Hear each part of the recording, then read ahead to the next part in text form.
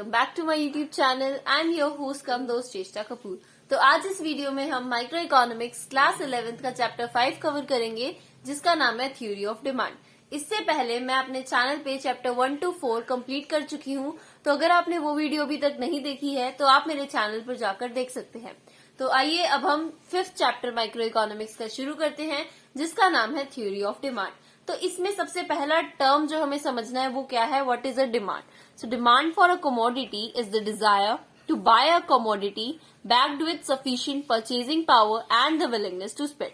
यानी कि किसी भी चीज की डिमांड माइक्रो इकोनॉमिक्स में कब मानी जाएगी, उसके लिए आपके पास 3 फैक्टर्स होने जरूरी है। मतलब 3 फैक्टर्स पे डिपेंड करता है कि वो डिमांड है या नहीं है। फर्स्ट इज डिजायर, कि आप उस चीज को खरीदने के इच्छुक हो, आपके पास इच्छा होनी चाहिए, आप उस चीज को खरीदना चाहते हो। सेकेंड, परचेजिंग पावर, आपके पास उसको खरीदने के लिए परचेजिंग पावर होनी चाहिए, पैसे होने चाहिए। And third is willingness to spend, यानी कि आप खर्चा करने के लिए तैयार होने चाहिए। आइए हम इसे एक एग्जाम्पल के थ्रू समझते हैं।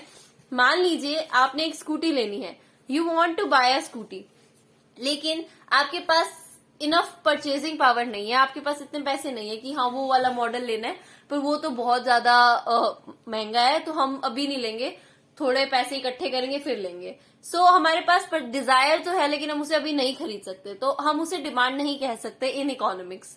सेकेंड केस क्या है, मान लीजिए आप खरीदना चाहते हैं स्कूटी, आपने अपने पापा को कहा, आपके पास परचेजिंग पावर भी है, लेकिन आपके फादर क्या कहते हैं कि अभी नहीं, 2 महीने बाद एक नया मॉडल आने वाला है, हम तो वो लेंगे। सो इस केस में आप स्पेंड नहीं करना चाहते, you are not willing to spend right now.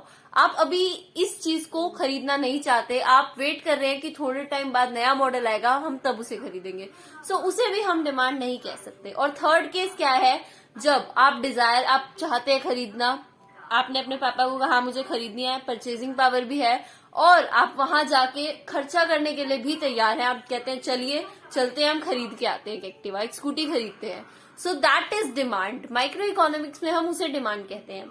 Next हमारे पास क्या टर्म आती है, क्वांटिटी डिमांडेड। क्वांटिटी डिमांडेड क्या होती है, it refers to a specific quantity to be purchased against a price of the commodity, against a specific price। यानी कि quantity demanded का मतलब है आपने कितनी क्वांटिटी, आपको प्राइस पता है कमोडिटी का, आप उस प्राइस को देकर कितनी क्वांटिटी खरीद रहे हैं, दैट इज क्वांटिटी डिमांडेड। चलिए आगे चलते हैं अब हम चैप्टर को। इसकी मेन ये 2 ही टर्म्स थी जो हमें समझनी बहुत जरूरी थी, इसके बिना हम चैप्टर नहीं कर सकते। आगे क्या आता है, demand schedule. So the table relating to price and quantity demanded is called the demand schedule. जब हम एक एग्जाम्पल के थ्रू, एक टेबल के थ्रू क्वांटिटी डिमांडेड और प्राइस एक कमोडिटी का रिप्रेजेंट करते हैं, तो हम उसे डिमांड शेड्यूल कहते हैं। ये हम आगे अभी एक एग्जाम्पल में देखेंगे। ये देखिए यहाँ पे मैंने एक एग्जाम्पल बनाया हुआ है डिमांड शेड्यूल का। So this table is known as demand schedule. कोई भी टेबल होगी जिसमें प्राइस और क्वांटिटी डिमांडेड एक कमोडिटी की हम रिप्रेजेंट कर रहे हैं, so that is known as a demand schedule. अब इसके 2 टाइप्स होते हैं। 2 टाइप्स के डिमांड शेड्यूल जो हम पढ़ते हैं वो क्या है, एक इंडिविजुअल डिमांड शेड्यूल और एक market demand schedule. Individual, simple सी बात है, आपको समझ आ रहा है नाम देखते ही, इंडिविजुअल बायर। जब हम एक इंडिविजुअल बायर या एक सिंगल कंज्यूमर की डिमांड को रिप्रेजेंट कर रहे हैं, जैसे अभी मैंने यहाँ पे किया है कि एक गुड है, एक्स मान रखा है हमने, उसके प्राइसेस 1 2 3 4 जब जा रहे हैं, तो क्वांटिटी डिमांडेड, एक कंज्यूमर कितने डिमांड कर रहा है। 1 रुपए की चीज थी तो उसने 4 चीजें ली, 2 रुपए का एक था तो उसने 3 लिए, 3 रुपए का था तो 2, और देखिए प्राइस बढ़ाता जा रहा है दुकानदार, और वो कंज्यूमर जो अपनी डिमांड कम करता जा रहा है। नेक्स्ट आता है हमारे पास market demand schedule. Market demand schedule क्या होता है, देखिए मार्केट में बहुत सारे कंज्यूमर्स हैं, हम सभी कंज्यूमर्स की डिमांड सब नहीं पढ़ सकते, इकट्ठा उनको पढ़ना बहुत ज्यादा कॉम्प्लिकेटेड हो जाता है, तो हम मार्केट डिमांड शेड्यूल में 2 कंज्यूमर्स को लेके चलते हैं। वैसे इसकी प्रॉपर डेफिनेशन यही है कि it represents demand for a commodity by all the consumers in the market. पर हम आगे पढ़ेंगे कि जब हम टेबल में रिप्रेजेंट करते हैं तो हम 2 कंज्यूमर्स का केस लेके इसमें पढ़ते हैं। और इसमें एक इम्पॉर्टेंट चीज है जो आपको पहले ही मैं आपको थोड़ा सा आइडिया दे दूं, इसमें एक लॉ आता है, लॉ ऑफ डिमांड। वो क्या कहता है कि जब भी प्राइस इंक्रीज करेगा किसी भी चीज का, तो उसकी डिमांड कम हो जाएगी, और जब प्राइस डाउन जाएगा तो डिमांड बढ़ जाएगी। और आप सभी को जानते हैं, ये आप सभी जानते हैं, it is a human behaviour, ये आमतौर पे हर पर्सन का होता है बिहेवियर, नेचर ऐसा ही होता है कि किसी भी चीज का अगर प्राइस बढ़ेगा, मैं एक कॉमन मैन की बात कर रही हूँ, यहाँ पे हम किसी भी अंबानी को नहीं ले सकते कि हाँ अंबानी के लिए प्राइस बढ़ गया तो वो डिमांड कम कर देगा। हम एक कॉमन मैन की बात लेके चलेंगे, एक नॉर्मल कंज्यूमर, कि जब प्राइस किसी भी कमोडिटी का बढ़ता है तो उसकी डिमांड कम हो जाती है और जब प्राइसेस डाउन जाते हैं तो डिमांड इंक्रीज करती है। अब ये मार्केट डिमांड शेड्यूल का एक एग्जांपल है। देखिए पिछले में मैंने आपको दिखाया था कि एक टेबल प्राइस की थी और एक क्वांटिटी डिमांडेड, वो 1% की थी। अब हम जब इसको ग्राफिकली मतलब टेबल के थ्रू पढ़ते हैं, ग्राफिकली तो आगे आएगा, जब हम टेबल के थ्रू इसे पढ़ते हैं तो हम दो कंज्यूमर्स केस लेके चलते हैं, एक कंज्यूमर ए और एक कंज्यूमर बी, लेकिन लॉ ऑफ डिमांड हर जगह अप्लाई होगा, एक्सेप्ट इसकी एक्सेप्शंस है कुछ, वो हम आगे पढ़ेंगे, लेकिन फिलहाल लॉ ऑफ डिमांड हर जगह अप्लाई होगा।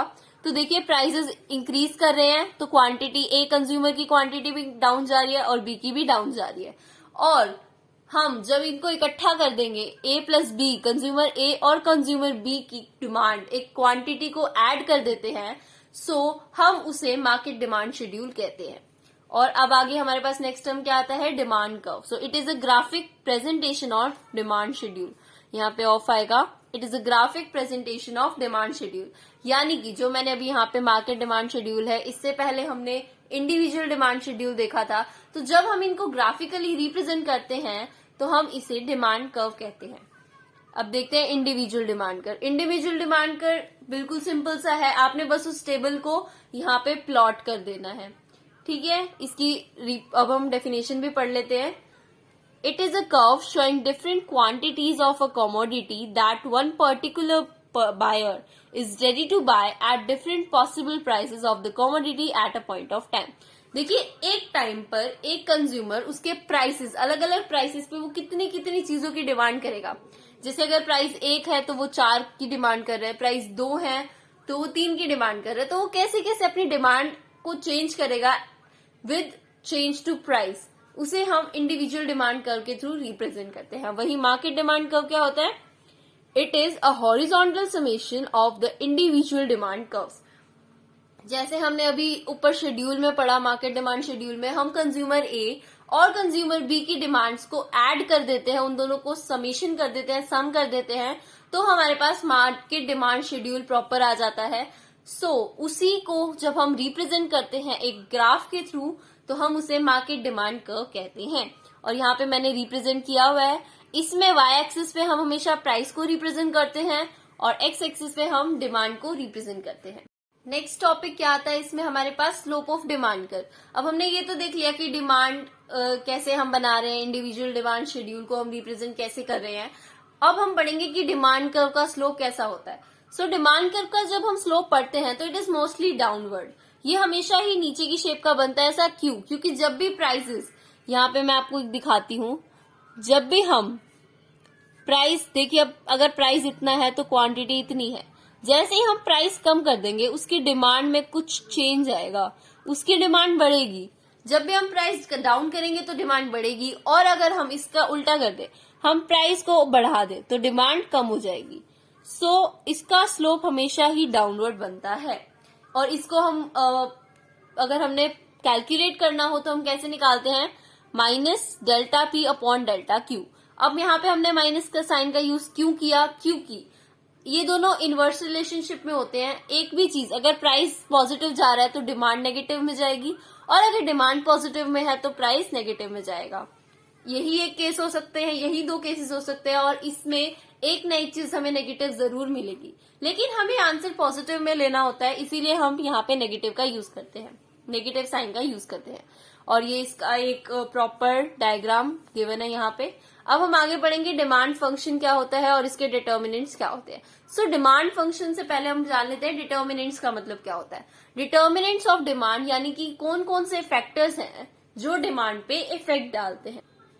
सो ऐसे बहुत सारे फैक्टर्स हैं जो डिमांड पे इफेक्ट डालते हैं, इंडिविजुअल लेवल पे भी हैं और मार्केट लेवल पे भी हैं, तो हम इन्हें पढ़ेंगे। और डिमांड फंक्शन का मतलब होता है जब हम डिमांड और उसके डिटर्मिनेंट्स के बीच में रिलेशनशिप निकालते हैं, रिलेशन निकालते हैं इन दोनों का, so that is known as a demand function. अब इंडिविजुअल डिमांड फंक्शन में यानी कि कौन कौन से डिटर्मिनेंट्स हैं जो एक इंडिविजुअल कंज्यूमर की डिमांड पे इफेक्ट डालेंगे। अब मान लीजिए आपने कुछ खरीदने जाना है, तो ऐसी कौन कौन सी चीजें हैं जिससे आपकी डिमांड में चेंज आ सकता है। सबसे पहला है price of on commodity. On अगर आपने मान लीजिए आपने 5 रुपए का एक पेन खरीदना था, आपको पता चला कि वो पेन अब 2 रुपए का हो गया, तो आप एक की जगह 2 ले लेंगे। तो जैसे ही प्राइस कम हुआ उस कमोडिटी का, आपने डिमांड इंक्रीज कर दी। तो ये होता है इसका पहला डिटर्मिनेंट, पहला फैक्टर। नेक्स्ट आता है प्राइस ऑफ रिलेटेड गुड्स, यानी कि रिलेटेड गुड्स का प्राइस अप एंड डाउन जाना। कैसे? रिलेटेड गुड्स दो होते हैं, एक सब्स्टिट्यूट गुड्स और एक कॉम्प्लीमेंट्री गुड्स। सब्स्टिट्यूट गुड्स होते हैं यानी कि जो एक दूसरे की जगह ले सकते हैं। सब्स्टिट्यूट का मतलब होता है कि एक की जगह हम दूसरे को रख दें। जैसे टी और कॉफी। अब कुछ लोग होते हैं जिनको टी अच्छी लगती है, कुछ होते हैं जिनको कॉफी अच्छी लगती है, कुछ होते हैं जो दोनों ले लेते हैं कि हाँ हम जो मिलेगा हम वो ले लेंगे। मान लीजिए टी के प्राइसेस अचानक से बढ़ जाए, बहुत ज्यादा बढ़ा दिए टी के प्राइसेस, तो उससे क्या होगा कि टी के प्राइस तो बढ़ गए तो उसकी डिमांड कम हो गई। अब उसका एक क्लोज सब्स्टिट्यूट है हमारे पास, वो क्या है? कॉफी। तो कॉफी, जब टी के प्राइस बढ़ेंगे तो कॉफी लोग खरीदने लगेंगे ज्यादा। क्यों? क्योंकि हमें पता है कि कॉफी के प्राइस कम है, कॉफी हमें सस्ती मिलेगी एज कंपैरिजन टू टी। तो ज्यादा लोग जो है वो टी वाले कॉफी की तरफ शिफ्ट हो जाएंगे।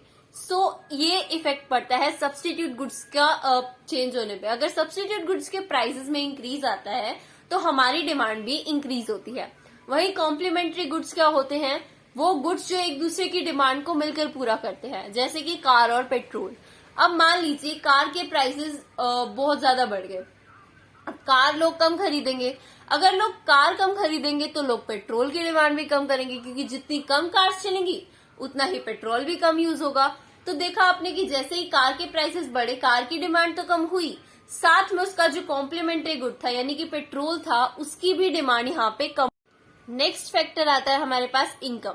अब किसी भी कंज्यूमर की अगर इनकम बढ़ेगी तो वो अपनी डिमांड्स को भी बढ़ाएगा, चाहे फिर प्राइसेस में कोई भी चेंज आए। अब मान लीजिए आप एप्पल खरीद रहे थे, आप खरीदते हैं 1 किलो एप्पल लेते हैं आप 40 रुपए के हैं। मान लीजिए एग्जांपल ले रहे हैं हम कि 1 किलो एप्पल लेते हैं आप डेली 40 रुपए के आते हैं। अब आपकी इनकम एकदम से बढ़ गई, डबल हो गई आपकी इनकम। तो और एप्पल के प्राइसेस भी उन्होंने 40 से बढ़ाकर 50 कर दी, तो आपको कोई फर्क नहीं पड़ेगा, आपकी इनकम डबल हो चुकी है। आप ज्यादा पैसा खर्च कर सकते हैं, आपके पास ज्यादा पैसा है, आप खर्च कर सकते हैं। तो हो सकता है आप एक की जगह दो किलो एप्पल्स ले आए। तो अगर इनकम बढ़ती है तो आप डिमांड इंक्रीज करते हैं।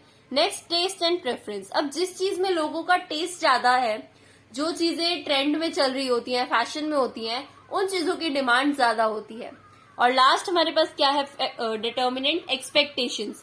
यानी कि मान लीजिए किसी चीज की एक्सपेक्टेशंस है कि फ्यूचर में जाके इसके प्राइसेस डाउन होने वाले हैं। अब आपको पता है कि आज जो चीज 50 रुपए की मिल रही है, कल वो चीज 10 रुपए की मिलेगी, तो क्या वो चीज आप आज खरीदोगे? नहीं खरीदोगे ना। आप सोचोगे कि कल तो ये चीज हमें 10 रुपए में मिल जाएगी, तो आज हम वो एक लेंगे 50 रुपए की, कल हम उसी 50 की वो चीजें 5 ले पाएंगे। तो जब हमें ऐसी कुछ एक्सपेक्टेशंस होती हैं कि हाँ फ्यूचर में जाके इसके प्राइस डाउन जाएंगे, तो हम अभी डिमांड कम कर देते हैं ताकि हम फ्यूचर में ले सके, उसे सस्ते में हमें मिल जाए और हमें प्रॉफिट हो जाए। ये सारे वो डिटर्मिनेंट्स हैं जो कि एक इंडिविजुअल की डिमांड पे इफेक्ट डालते हैं। अब हम पढ़ेंगे आगे कि मार्केट डिमांड फंक्शन क्या होता है, यानी कि जब सभी कंज्यूमर्स की बात हो रही है तब कौन कौन से ऐसे फैक्टर्स हैं जो कि डिमांड पर इफेक्ट डालते हैं।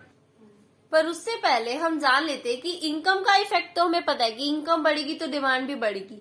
पर 2 गुड्स केसेस होते हैं, हम 2 गुड्स के बारे में पढ़ते हैं, नॉर्मल गुड्स और इंफीरियर गुड्स। नॉर्मल गुड्स जो नॉर्मली चलते हैं, जिसमें जैसे मैंने भी बताया कि इनकम बढ़ेगी तो डिमांड भी बढ़ेगी, क्वांटिटी डिमांडेड बढ़ेगी, और इनकम कम होने पे हमारी जो क्वांटिटी डिमांडेड है वो भी कम हो जाती है। लेकिन इंफीरियर गुड्स के केस में उल्टा होता है। अब इंफीरियर गुड्स कौन से गुड्स होते हैं? इंफीरियर गुड्स का मतलब होता है लो क्वालिटी गुड्स। तो गाइस, इंफीरियर गुड्स का मतलब होता है जो काफी लो क्वालिटी के गुड्स होते हैं, जो कि माने जाते हैं कि हाँ ये तो लो क्वालिटी के गुड्स है, ये अच्छे नहीं होते, तो वो काफी कम लोग यूज करते हैं। तो उनके केस में अगर इनकम बढ़ेगी तो आप डिमांड कम कर देंगे, क्वांटिटी उसकी डिमांडेड कम कर देंगे। अब ऐसा क्यों होता है? मान लीजिए कि आपकी इनकम बहुत ज्यादा बढ़ गई, आपकी इनकम थी 5000 पर मंथ और आपकी अब हो गई है 10,000 पर मंथ। तो क्या आप डालडा घी पहले 1 किलो की थैली लेते थे, अब आप 2 किलो की थैली लोगे? नहीं, आप अब देसी घी पे शिफ्ट हो जाओगे। तो आप अब जो अच्छी क्वालिटी के गुड्स है उनकी तरफ शिफ्ट करोगे और इंफीरियर गुड्स यानी कि जो लो क्वालिटी के गुड्स है हमारे, उनकी डिमांड आप कम कर दोगे। तो इनका इंफीरियर गुड्स के केस में जब इनकम बढ़ती है हमारी तो क्वांटिटी डिमांडेड हम कम कर देते हैं, और जब हमारी इनकम डाउन जाती है तो हम उसकी क्वांटिटी डिमांडेड को इंक्रीज कर देते हैं।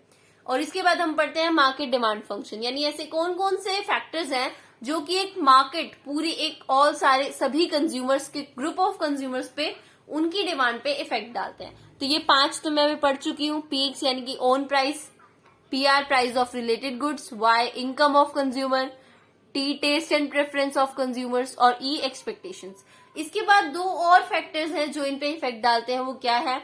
नंबर ऑफ बायर्स यानी कि पॉपुलेशन साइज और डिस्ट्रीब्यूशन ऑफ इनकम। तो नंबर ऑफ बायर्स, देखिए अगर नंबर ऑफ बायर्स बढ़ेंगे, जैसे जैसे लोग ज्यादा खरीदने लगेंगे उस चीज की डिमांड ज्यादा क्रिएट हो जाती है। और वहीं डिस्ट्रीब्यूशन ऑफ इनकम, अब जिस सोसाइटी में मतलब एक एरिया मान लीजिए डिस्ट्रीब्यूशन ऑफ इनकम काफी इक्वल है, वहां पे चीजों की डिमांड ज्यादा होती है। और वहीं मान लीजिए अनइक्वल डिस्ट्रीब्यूशन है जहां पे चीजों का, अब अनइक्वल डिस्ट्रीब्यूशन है, कुछ लोग बहुत ज्यादा अमीर है, कुछ बहुत ज्यादा गरीब है, तो उस केस में क्या होगा कि जो डिमांड है वो काफी कम रहती है। नेक्स्ट वीडियो में मैं आपको बताऊंगी लॉ ऑफ डिमांड के बारे में, इसको ग्राफिकली कैसे रिप्रेजेंट करते हैं, और जो भी इसका आगे का पोर्शन है वो हम नेक्स्ट वीडियो में कवर करेंगे। तब तक अगर आपको मेरी वीडियो अच्छी लगी हो then please hit the like button, and for more videos do subscribe to my YouTube channel. Thanks for watching this video guys.